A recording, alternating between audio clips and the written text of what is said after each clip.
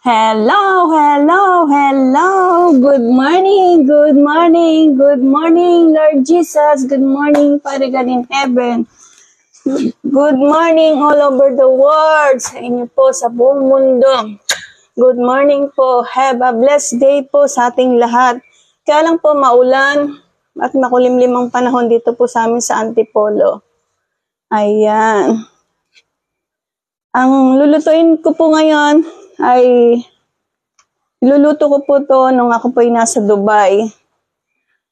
Ang aking pong pinaka masarap na recipe, ito pong dil-dil. Ito po yung gulay nila doon, dil ang tawag sa English. Okay. Piprito ko po muna ang ating isda.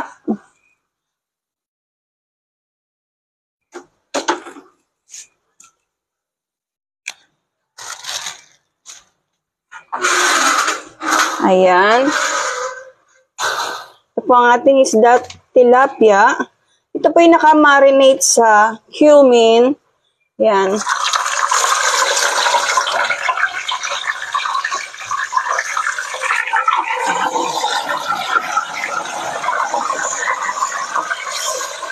Naka-marinated po siya sa cumin, asin at saka konting pepper. Ano po ito? Parang Arab style po ito. Paborito po ito ng mga amo ko nung ako po yung nasa Dubai, 1986. Ayan po. Good morning, good morning! May mga pasok na po yata ang mga bata o oras na po para tayo'y bumangon. Ipagluto ang ating mga apo, ang ating mga anak, bukod sa lahat ang ating mister. Lalo na't papasok sa trabaho. Ayan. Good morning po. At paulit-ulit pong pinapaalala ng inyong Lola LK na tayo po yung mag-iingat, lalong-lalo na po ang mga motorista. Isang libong beses ko pong sasabihin sa inyo na wag pong kalilimutan ang magdasal bago po umalis ng bahay. Ayan. Alam ko pong sa mga oras na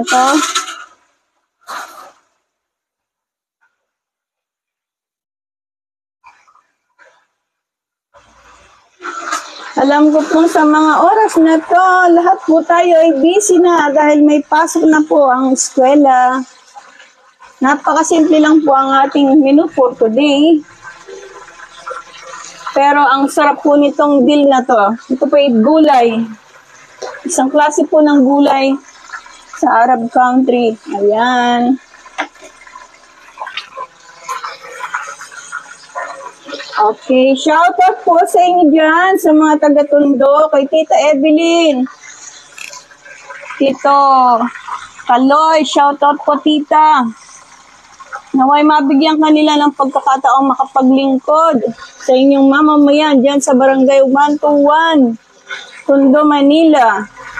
At higit po sa lahat, ganun din sa aking pinsan na si Ariel Hikban. Shout out sa iyo, kuya. Yan po sa Barangay 49, 5th Avenue. Bigyan rin po sila ng pagkakataon na makapaglingkod sa mamamayan po ng 5th Avenue, Barangay 49. Sapagkat isa po siyang sapat, tapat, at karapat-dapat. Ayan. Wow. Katulad po kanina ng sinabi ko, ito pong ating tilapia naka-marinated ng cumin powder. Nilagyan ko po siya ng salt and then nilagyan ko rin po siya ng konting pepper. Siyempre po, isda pa lang, kailangan malasa na. Ito po yung mga gagamitin kong mamayang sauce. Pagkatapos po natin ng ma-fried ng maayos, ito pong ating isda. Ayan. Sa panahon po ngayon, konting ingat po. Napaka po ng aksidente dahil madulas ang daan at maulan. Kaya po, ingat po tayo palagi.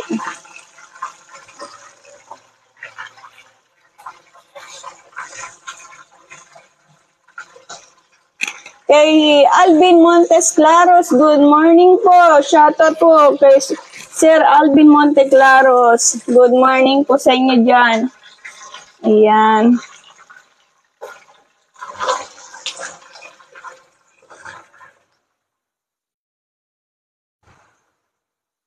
Tayin lang po natin maluto ang ating isda. Okay. Kailangan po kasi sa ating isda naka-fried ng maayos. Simple lang po ito. Kayang-kaya ng inyong budget. Ang ating pong ingredients, garlic, onion, bell pepper, tomato, dill, at saka konting dahon ng celery, tomato paste, tomato sauce, then salt and MSG. Yan po. Di po kasi tayo nagamit ng mga chemical.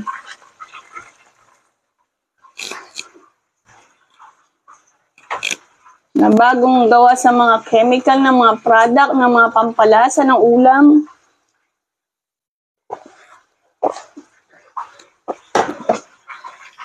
Tama na po yung MSG. Pangkalahatan pong gamit to MSG. Alam ko po, ang gumagamit nito, hindi lang po tayo, buong mundo. Ayan. Sinin na po natin ang kabilang side. Yes.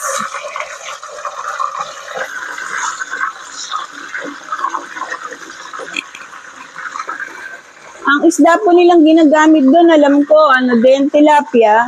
Kaya lang, ibang klase pong tilapia, malalapad, na galapad po ng plato. Kuya Victor, good morning! Shoutout po kay Kuya Victor Rubio. Follow niyo po rin po siya sa kanyang FB page, Victor Rubio. Good morning, Kuya. Kumusta dyan sa Canada? Maulan pa rin ba? Dito sa amin, napakaulan, Kuya. Malakas po ang ulan dito sa Antipolo. Gawin na po natin tong isa. Okay, ayan.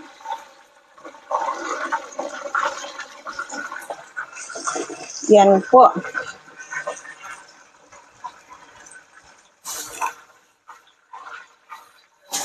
Okay. Then, dito naman po tayo sa kabilang kawali. Gagawin na po natin itong ating sauce. Napakasimple lang po ng ating ulam today. At kayang-kaya po ito ng inyong budget. Pero, may twist po ito dahil ang pinaka-twist po nito, itong dahon ng dill. For the first time, kung sino pa po ang di nakakatikim ng dahon na dill na yan, napakasarap po, promise.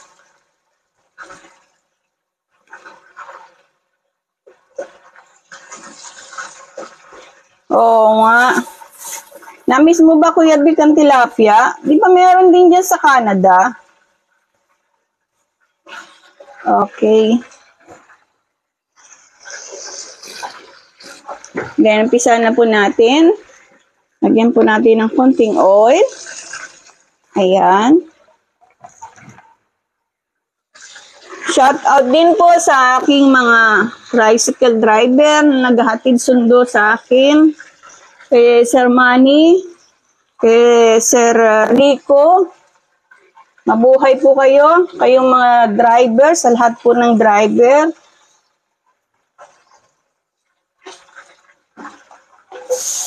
Ayan. Hinuna po natin ang sibuyas, ang bawang. Susunod po natin ang sibuyas. Paborito po ito ng mga alaga ko nung ako po ay nasa Dubai.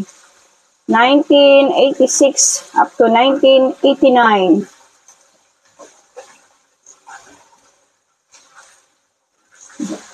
Nangamuhan po ako doon bilang isang DH. Ayan. Napakadali lang po nitong lutuin.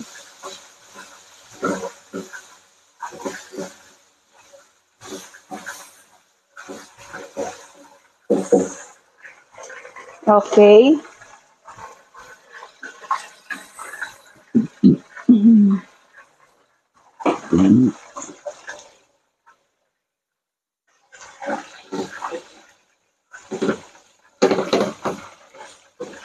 Doon po sa aking mga bagong kakilala, bagong mga kaibigan sa larangan po ng media, sa larangan ng reels, video, live stream po. Marami pong salamat sa inyo. Ako po'y nagpapasalamat mula po sa kibuturan ng aking puso. Salamat po sa inyo. Dahil kundi po kayo, wala po akong magiging mga kakilala. Nang dahil po sa inyo, na bago po lahat ng mga bagay-bagay sa aking buhay. Ibig ko po sabihin, sa totoo lang po, hindi po ako talaga professional na cook. Pero nang dahil po lagi sa pagla-live, yung pagluluto, medyo pakiramdam ko po. Ako po'y gumagaling. Salamat po sa inyo. Alam niyo po ba kayo ang naging inspirasyon ko? Gabi pa lang iniisip ko kung ano po ang magiging putahing iluluto ko para sa inyo na kayo naman po'y masiyahan. Ayan.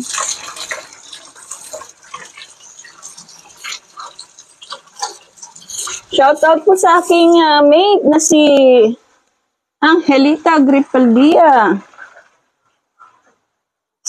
Isa rin po siyang sign maker po, singing. Yan, magaling po siyang umawit. Pakinggan niyo po ang kanyang boses.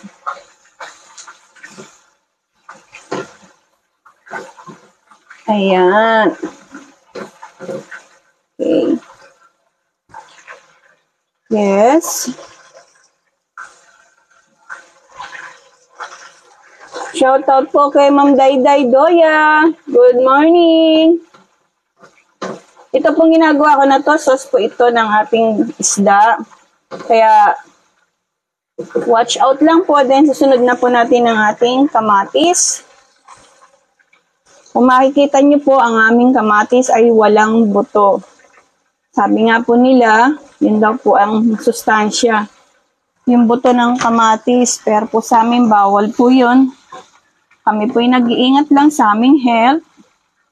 Kasi po hindi po advisable ang kumain ng kamatis na may buto.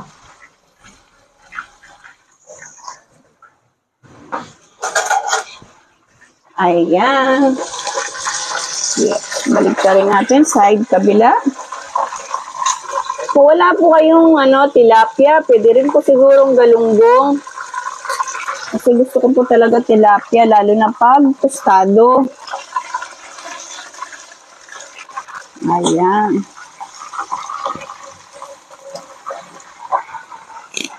Konti pa po.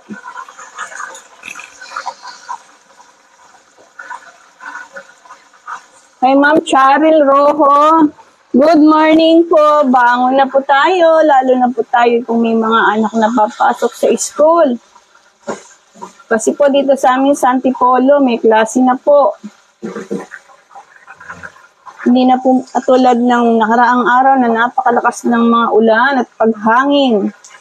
Good morning din kay Ma'am Lira Cañares Almuhela. Good morning sa iyo, Be. Bangon na. It's time na para magluto para sa iyong mga junakis. May pasok na ba dyan sa Empanta, Quezon? Okay.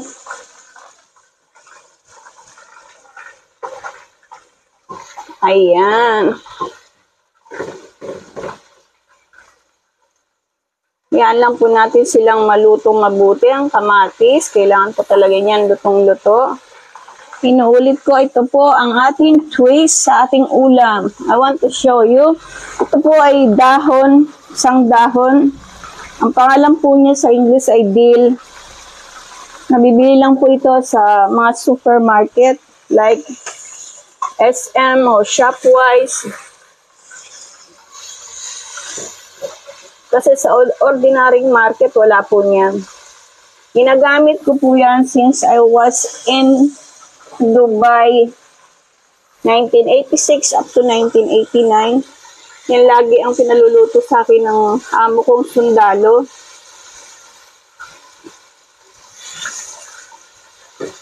I hope sana okay pa si Ma'am Fatima Abdul Wahid Muhammad Sultan. Sana po okay ka po. At doon din po sa mga nakasama ko nung ako po ay nasa Cyprus. 10 years, sa loob po ng 10 taon, nandun po ako sa Cyprus. Kay Madam Caterina Antonio Calimera, sas Madam. Ganito pong oras ay tulog pa yon. Siguro nasa mga 1:00 o 2:00 pa lang ng madaling araw. Mulipis para puli, Madam Caterina. Namodosis, ang galia kepilyaton na Korisu. Ibig ko po sabihin, send kisses at love sa kanya pong beloved daughter.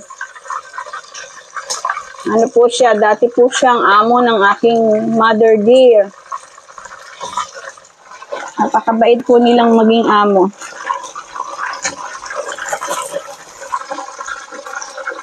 Bagay po, swertihan lang po talaga ang pag-abroad.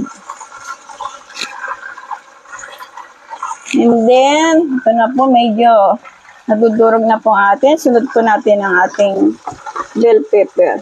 Wow! Malakas na naman po ang ulan. Ay, naku po, ayan. Guys, promise, gawin niyo po ito. Napakasarap. Kasi ito na lang po lagi paulit-ulit na pinagagawa ng mga amo ko nung ako'y nasa Dubai.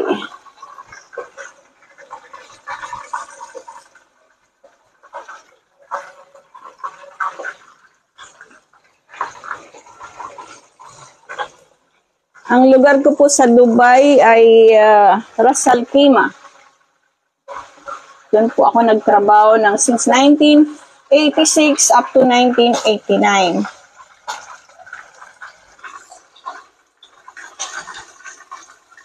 Good morning, Ma'am Susana House. Ito po ay tilapia at igigisa po natin siya sa gulay po na ito po ang gulay natin. Ito po ang aking twist. Ang pangalan po nito ay dill. Ayan, mabango po siya at malasa. Wala po yan sa supermarket, mabibili lang po yan sa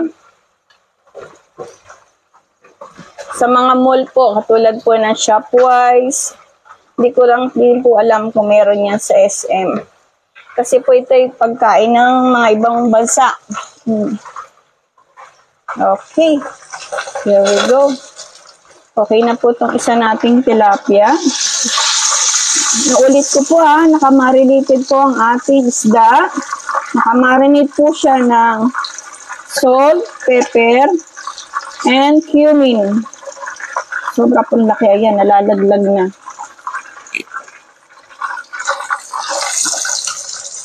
Cumin po ang pinang-marinate ko. Para rin po may aftertaste sa dulo. Lagi po yan sinasabi ng anak ko kasi masarap daw. Meron daw aftertaste sa dulo. Ayan. Okay na po to. Then, lagyan po natin ang ating dahon na yan po. Yan po yung celery. Isa rin pong pampalasa. Okay. Lagyan po natin siya ng konting tubig. Yan.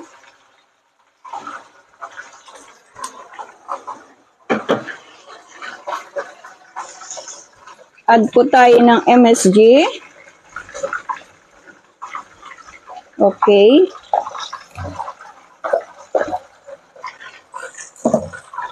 Then, lalagyan po natin siya ng konting tomato paste. Ayan. Konti lang po kasi po Pinapapasobrahan po tayo sa tomato paste. Ang lasa po niya medyo mapait. Ayan.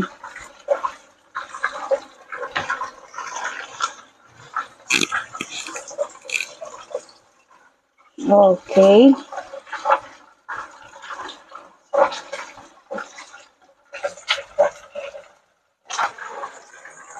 Ay na pong bahala kung anong panimpla ang gusto nyo. Lagyan po natin siya ng konting sesame oil. Panlasa lang po. And then, patis.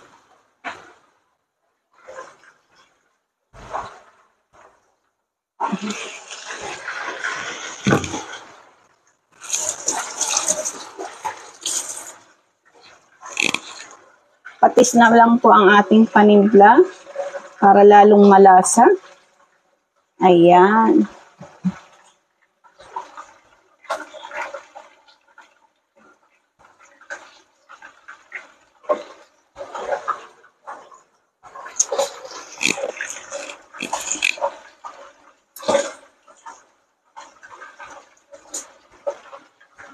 Okay. Kunin na po natin ang ating isda.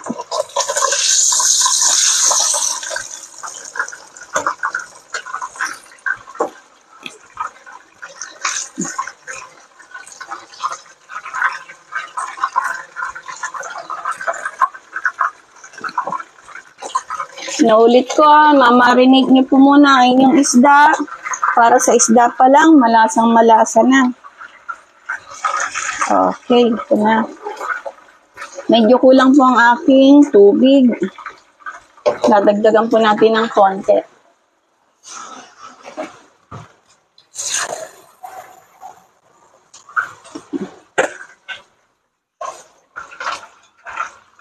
Ayan. So, ilalagay na po natin itong ating last vegetable. Ayan. Ito po yung sinasabi ko sa inyo, dill. Ayan.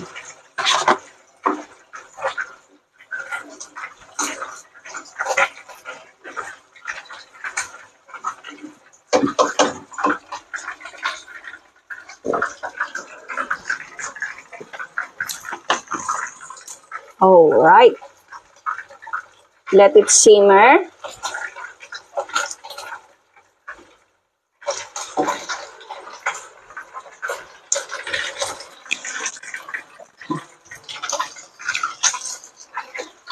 Okay. That side. Ayan. Lagay po natin ang ating chili. Yes.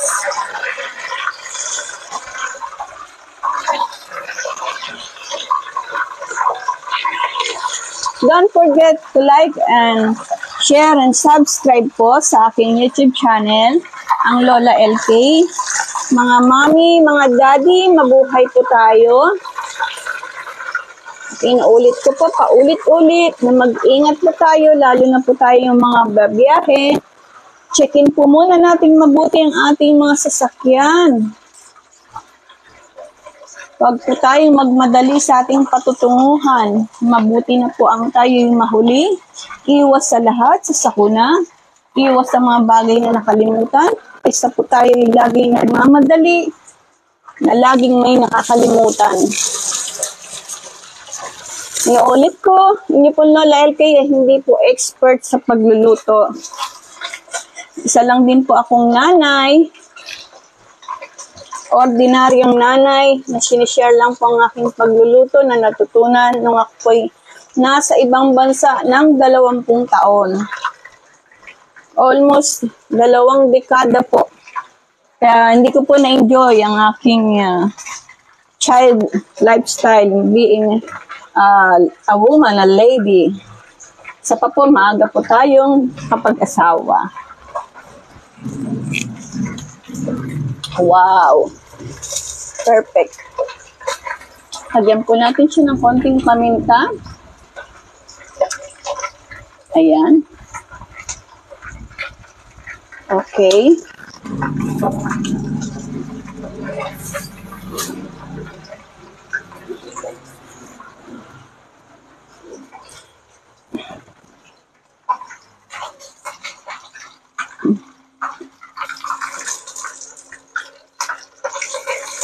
Ayan.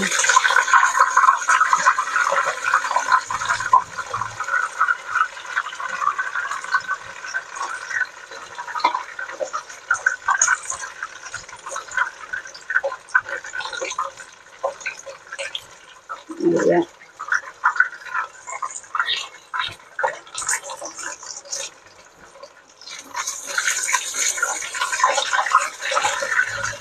Ano po, hanggang dito na lang po ulit ang inyong Lola LK. Panoorin niyo po ang aming final quiz mamaya sa aking pong reels. Lagi po ako nagpapasalamat sa aking mga bagong kakilala at bagong mga kaibigan. Mabuhay po tayo. At sana po sa buong mundo maubos na po ang lahat ng anumang problema, lahat ng anumang sakit, itapon po sa malalayong lugar na wala po masyadong maapektuhan. Salamat po sa inyong panonood. Hanggang dito na lang po muli ang inyong pong Lola LK. See you po tomorrow. See you po tomorrow. Bye-bye. Thank you. Thank you po sa lahat-lahat. Thank you.